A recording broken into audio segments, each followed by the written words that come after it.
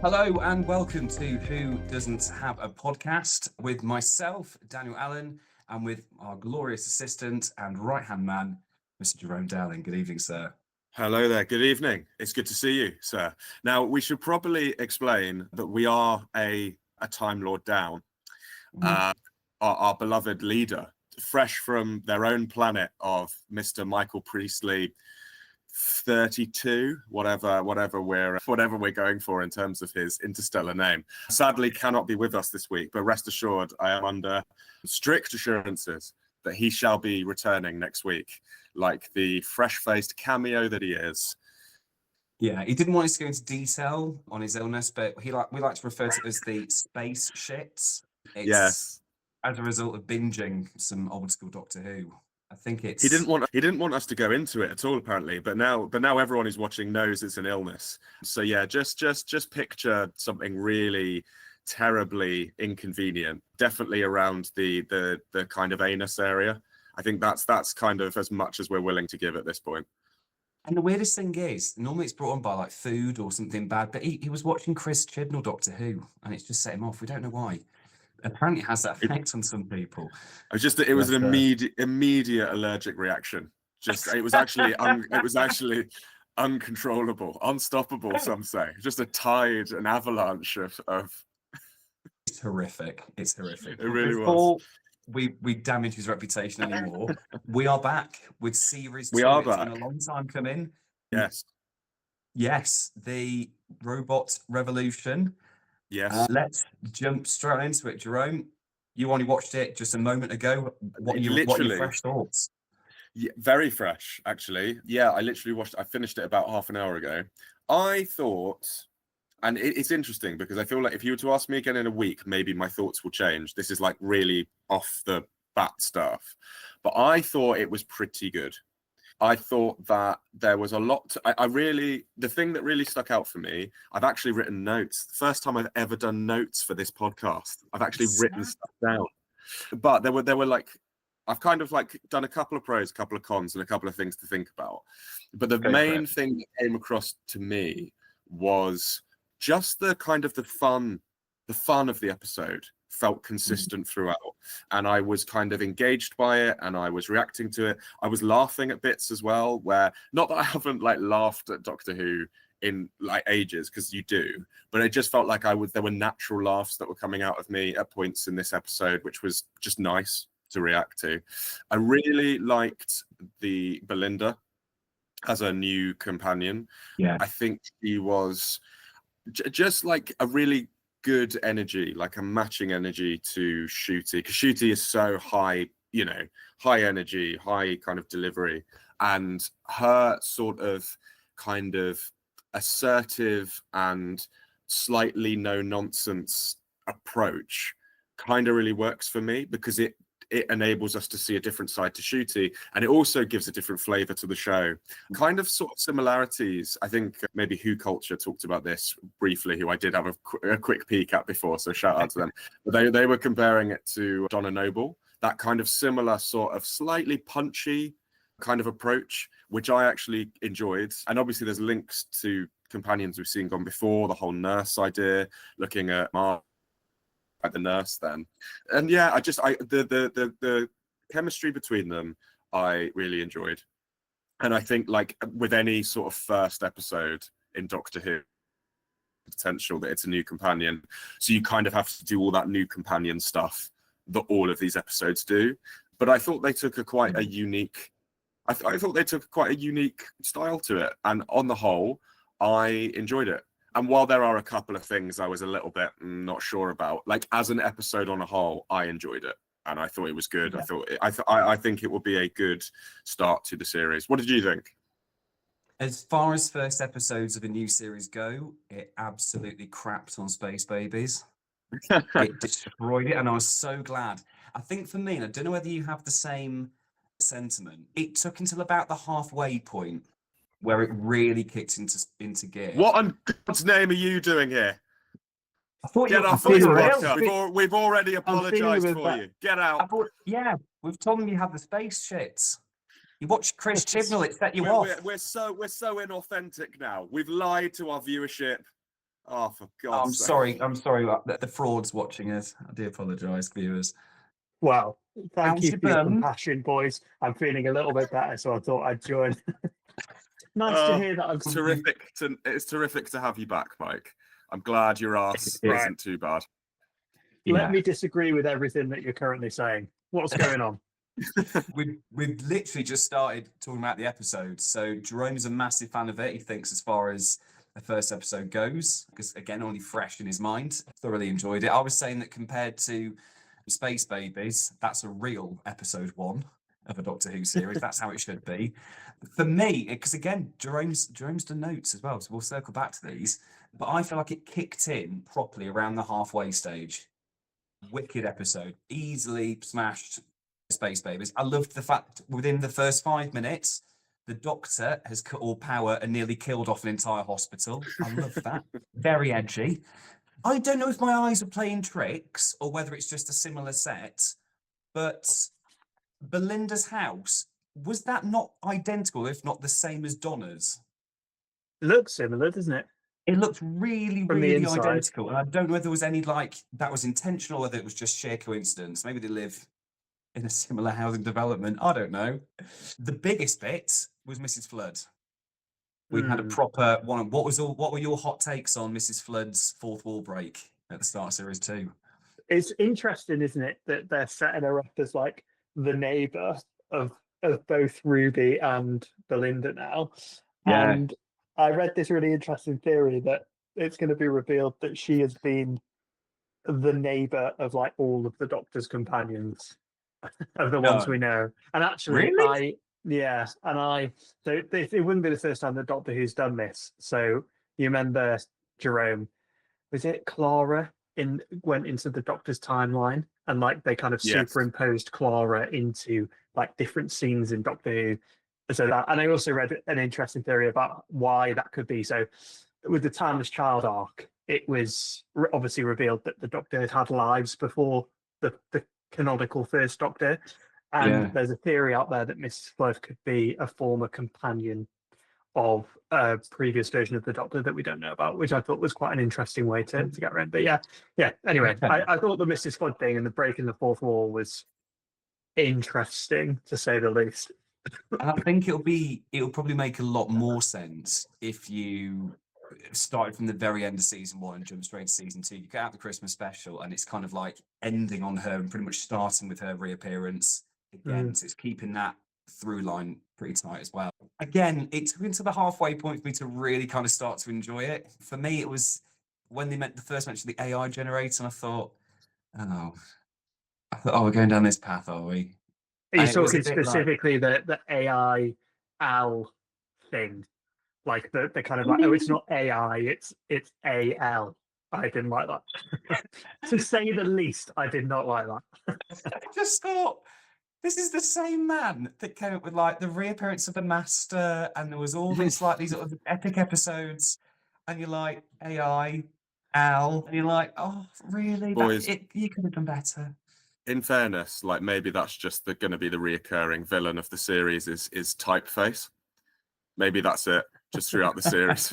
I'll tell you what, for me, what would be the reappearing villain? Ncuti Gatwa's tears. Because I noticed at the very start of this episode, literally within 10 or 15 minutes, he was crying again. Crying his eyes out. I feel like, I wonder whether that's going to be, there's maybe going to be more of a reason for that towards the ending, whether like this very emotional side of Doctor's going to have a payoff, which I reckon it will.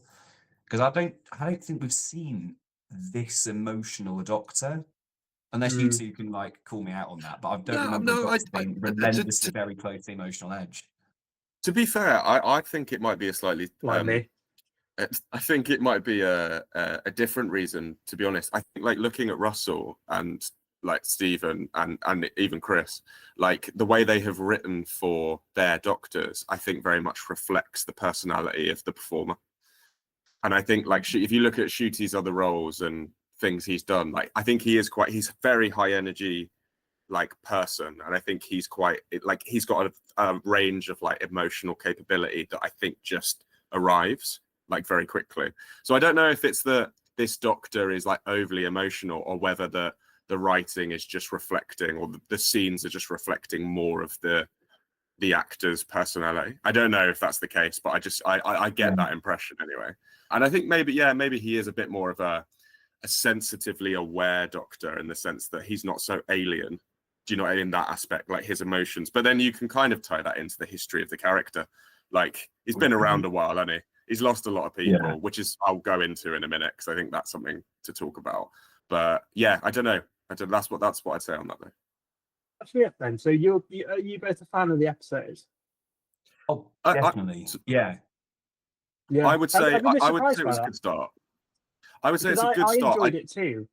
But I was thinking we were going to start this, and it was going to be. I thought at least one of you were going to have a bit of a thumbs down with it, because it's not. It's. I agree with you, Dan. It's a better episode than Space Babies, like 100% as a season opener. But for me, I really enjoyed it. But it still seemed very like low stakes. Do you remember a couple of weeks ago we were talking about how the series had to really come out on like a bang? I don't know if it did that, but I enjoyed it as an episode. But I don't know if it did everything that we wanted it to do. Completely agree. I feel like it hit the ground.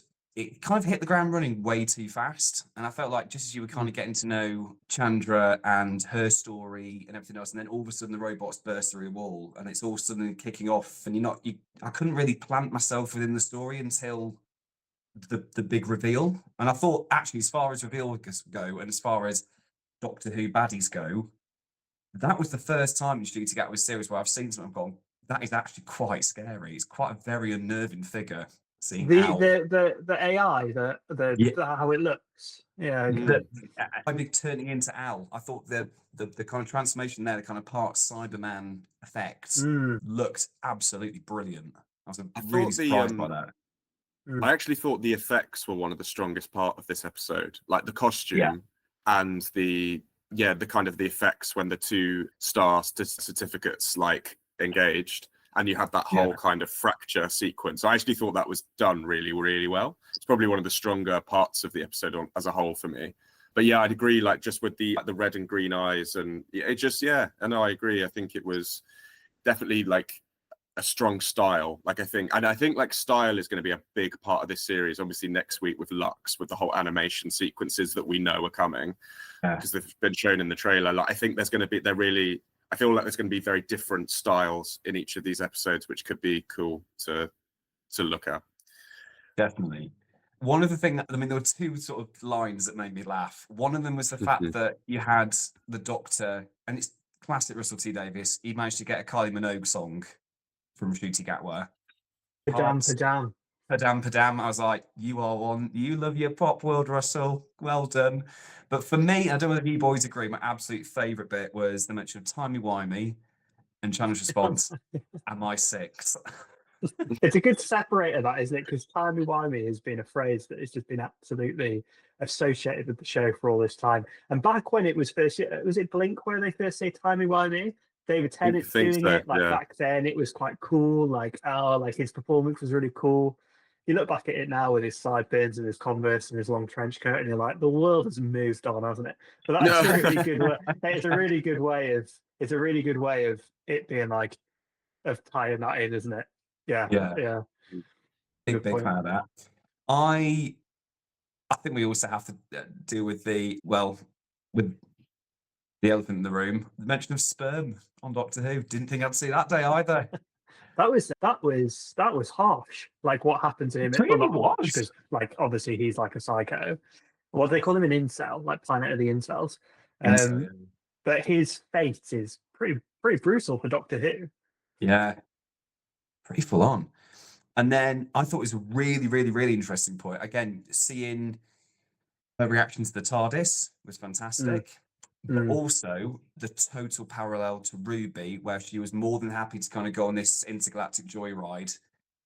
It was Chandra calling out this controlling persona that the Doctor has that not many people see. It's like, just get me home. Stop mucking around. This is very feels coercive. Like a fresh dynamic, doesn't it? Like especially when she had that reaction to the idea that they go off time and space, and how he brings up the character from Boom and says, I've met your distant ancestor, something's tying us together. And her response is, just get me home, like I just want to go home, I thought was that a good dynamic. And we were talking about this a couple of weeks back.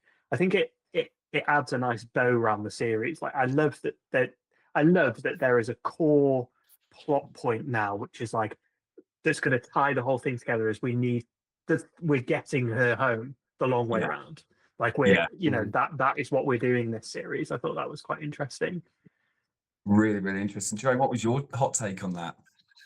Hot take before my internet dies again. I think that I enjoyed the kind of the sort of theme of the questioning the Doctor's choices throughout the episode. I think it even started with that one at the beginning with the hospital, where like I saw that happen and I was like, cool, we're just gonna like contemplate the fact that this might be murder and we're not going to talk about that. It's fine. Like all the I literally thought the same thing. Probably been shut down. For the Doctor, this is a massive fuck up.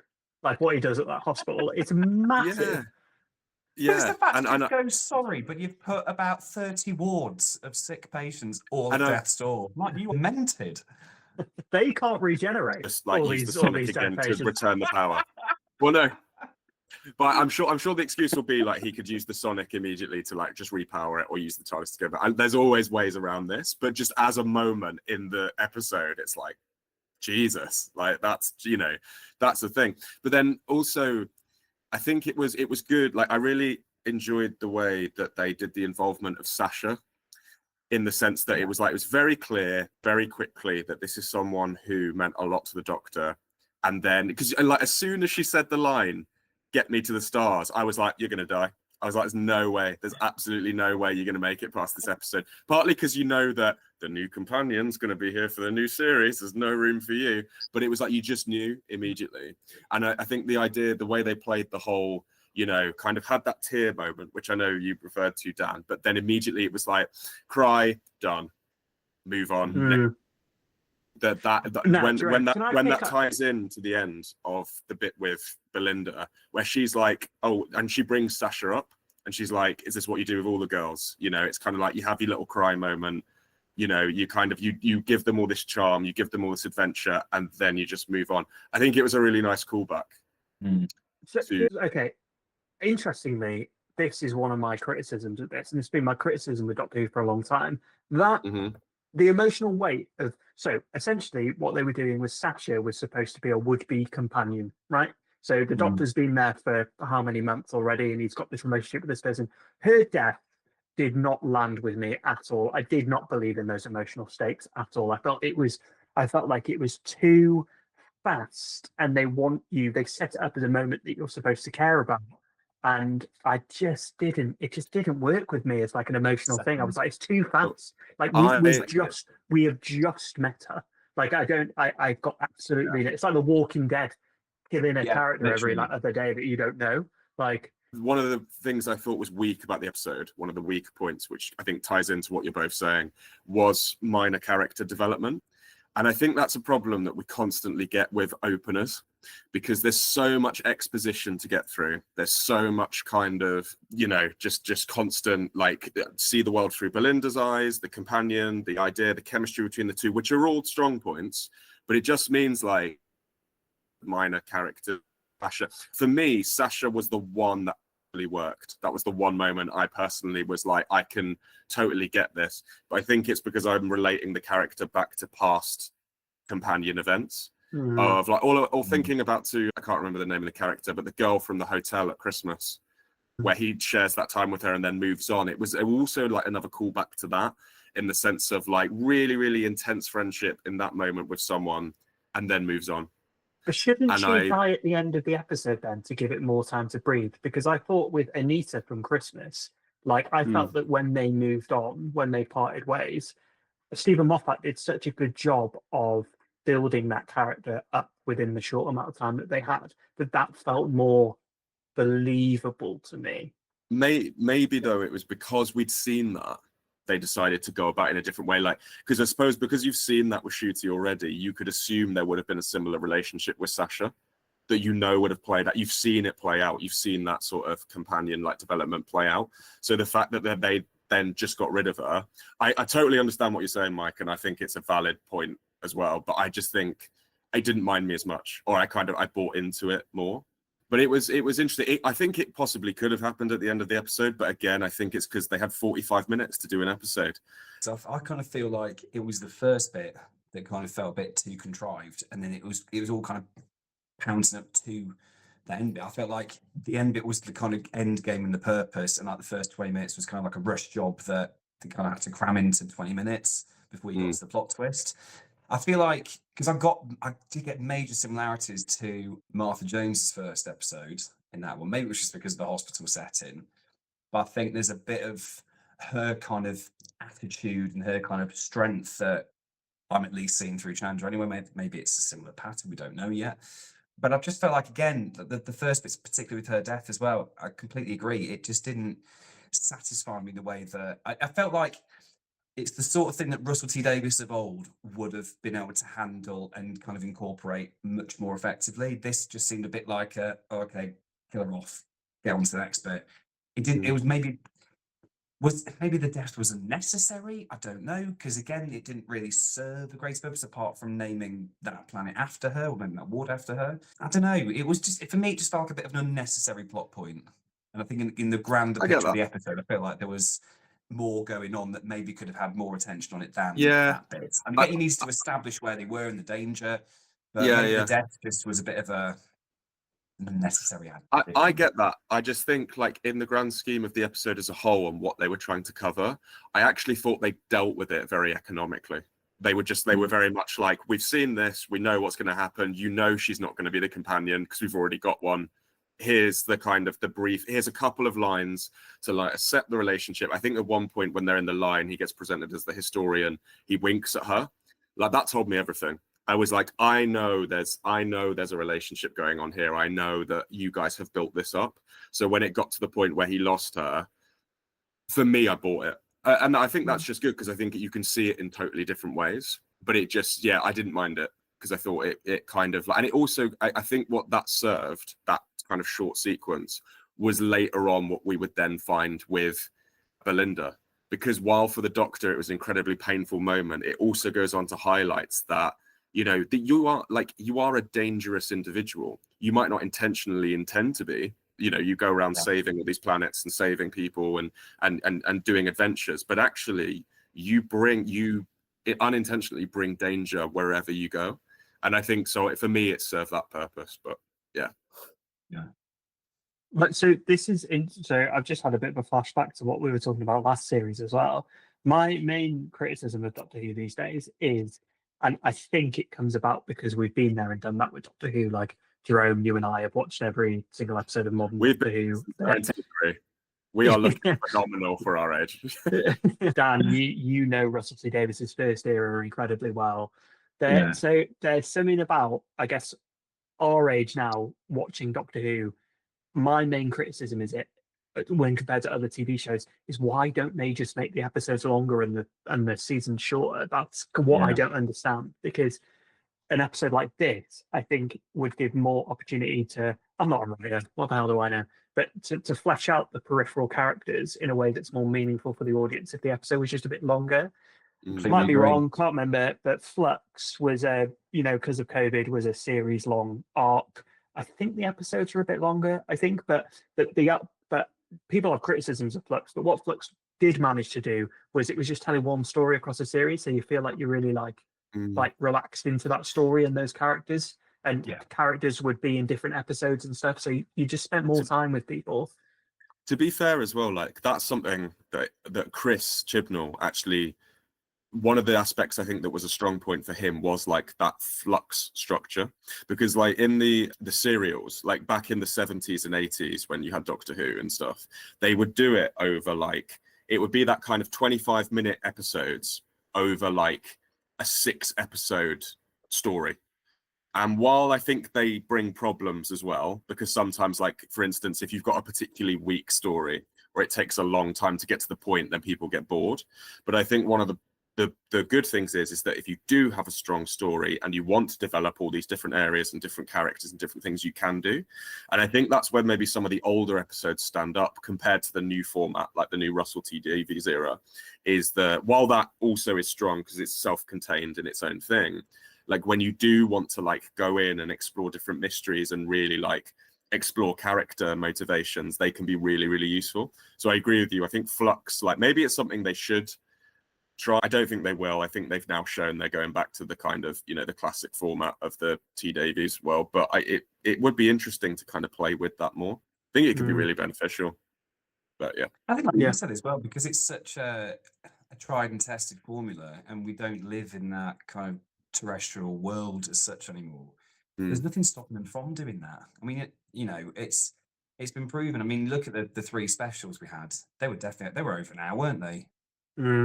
Yeah, I think pretty much. They were feature-length episodes, so they know it works, and I completely agree. I think if you had it on an episode basis, if you had it a shorter series, I think that would have a far stronger outcome. But then again, at least with this, it gives you scope to explore more worlds and tell different stories. But you don't want that to come at the cost of character development. Alan, I understand what they were trying to do with it. I actually, when the AI generator first appeared and they talked about marriage, my brain instantly went to, this is Alan. It's going to be revealed to be Alan straight away. Before I even think you're conditioned with Doctor Who though, because they do this so much. It's the innovative. Yeah, and that's the thing. Because I saw I briefly looked up just very quickly reviews before I came on, because I've literally just watched it, and loads of people were saying oh, the owl thing, the AI to owl thing, and I actually got it from the marriage, but I think that's so true, Mike. It is the conditioning of the show prior. But I was looking at it and I kind of went, I think it's good. I know that this is a thing for many people. Some people go, you shouldn't go into political commentary. Other people say you should. It's very divisive amongst Doctor Who fans, I think. And I don't mind them doing it, because I think, obviously toxicity, misogyny, that kind of aspect, and Planet of the Incels, when that line came in. I think it's a good thing to approach these subjects, especially when it's such a big, it's a big conversation at the moment. There's a lot of a lot of spheres to it right now in the world today. Maybe this is my thing with Doctor Who of late, just have more faith in your audience. I just feel like it's so on the nose that it kind of treats you a little bit like, I don't want to say you're stupid, but just you need telling. You need to be told specifically that this is a bad, or this is a problem. And it's and I agree, a lot of the politics in it, I probably agree with. I do agree with. But it's it's just trust your audience. We get it. I understand, it's straight on from the first 15 minutes. I was no, I'm with you. I understand. I think the whole thing about consent at the end, where she's I just want to go home. Nice economical way of putting that in. But just I just felt there were points where it was just too on the nose, and the fact he's a gamer and he's got headphones on and blah, blah. I get it, and it's fine. And I'm not saying they shouldn't do it in terms of explore those things, because they definitely should.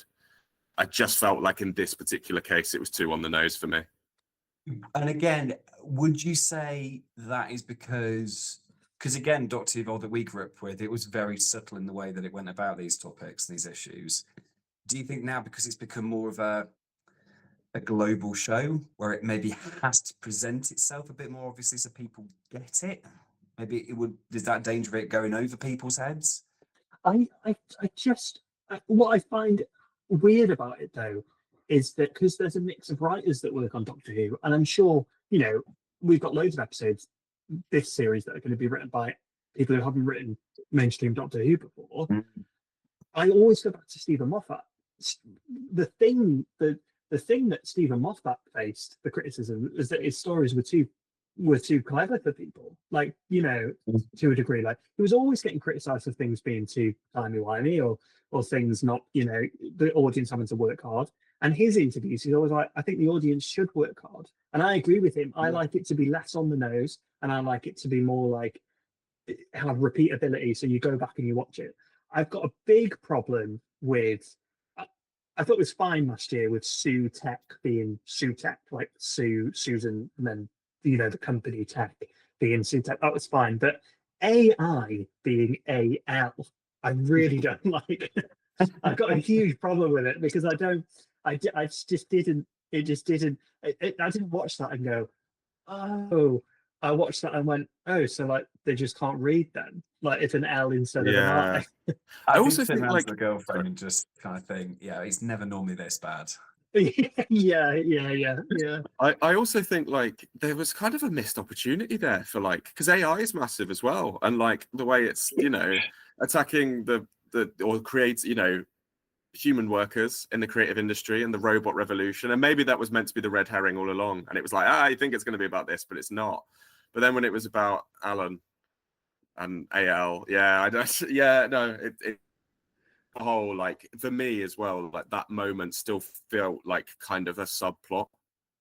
It kind of felt like, well, like you said, Mike, it's like we need a villain, here's a villain, but actually like the episode is more about the new companion and kind of setting off the theme of we're going to have to take the long way home.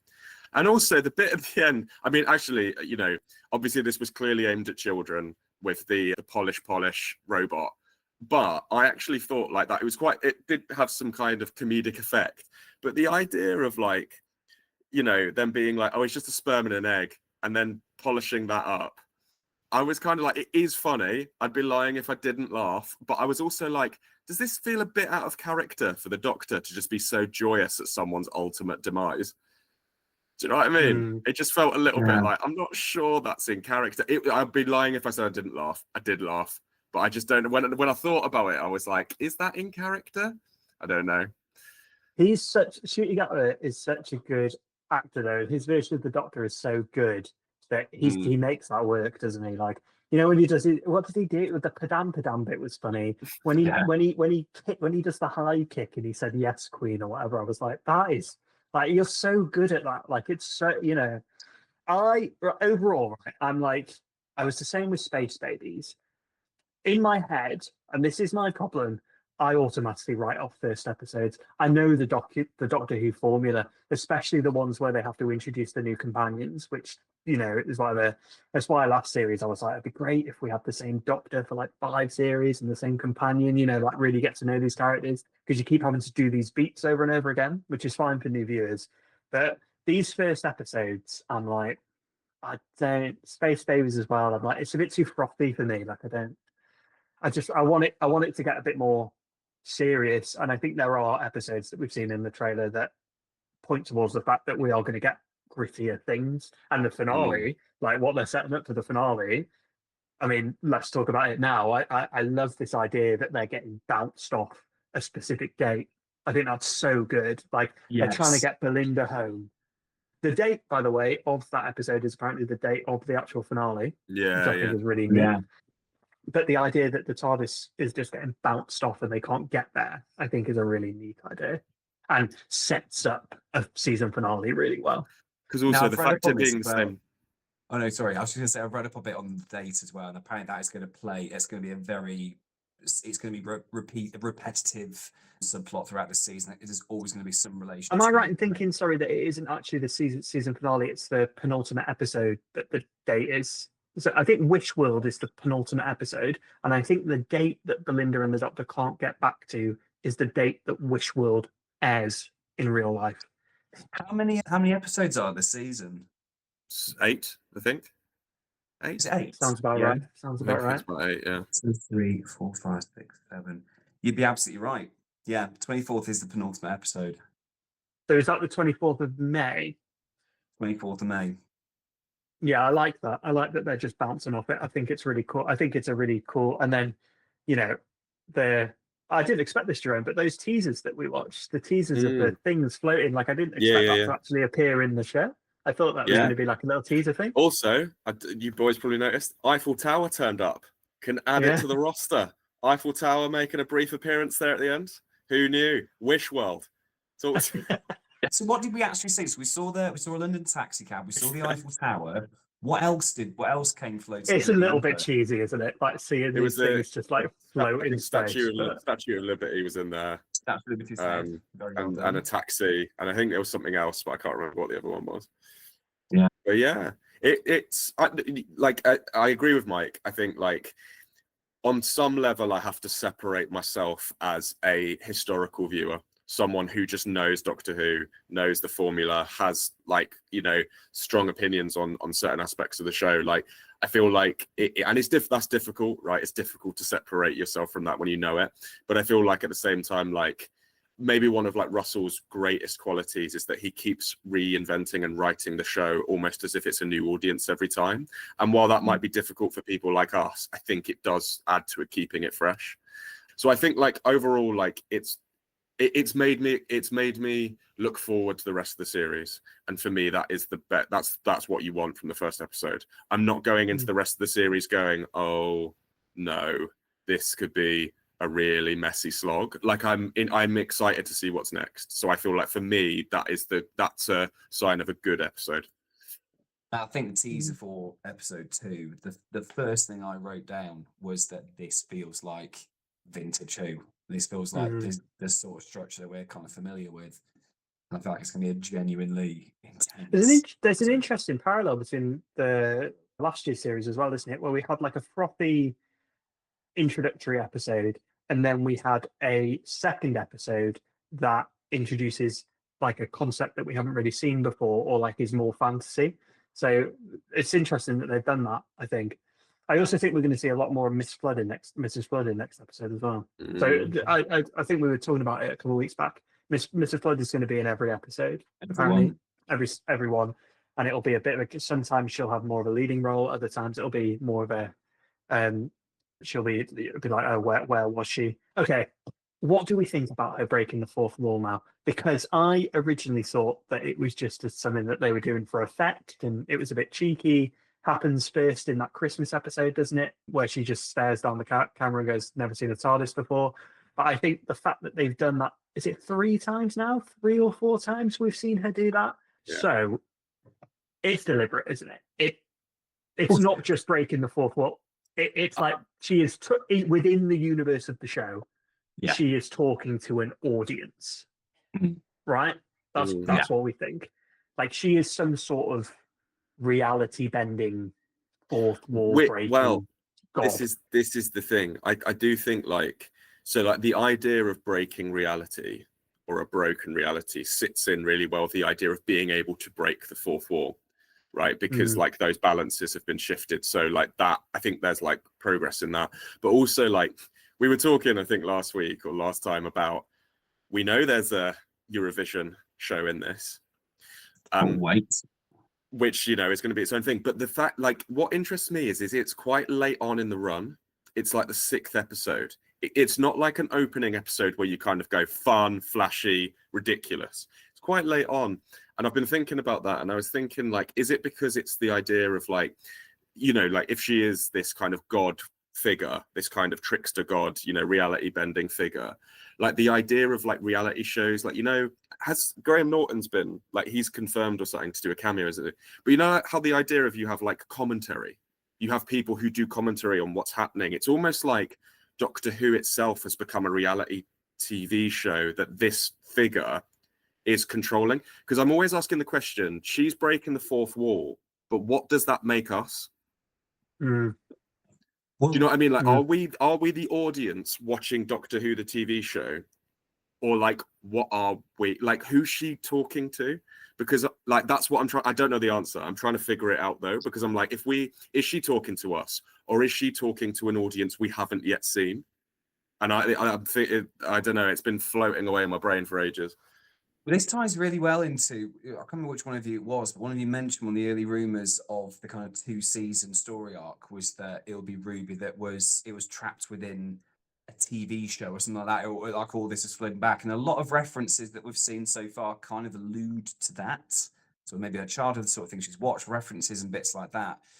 Because speaking of Graham Norton, he was interviewed by some newspaper earlier last week.